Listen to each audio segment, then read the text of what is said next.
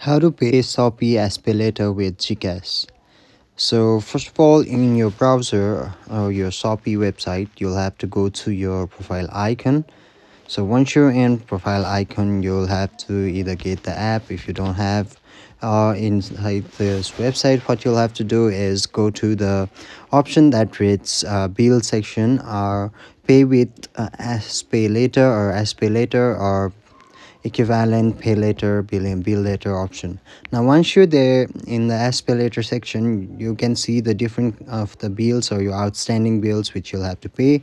Now click on any of the bills you want to pay, and then once you're in that bill, what you'll have to do is you can directly go ahead and then pay by the GCash by selecting the payment method at GCash. So once you select the GCash, you'll be given with the QR code or the transaction details, the information or the bank account or any of the GCash account, and then you'll have to go ahead and then proceed with that payment method.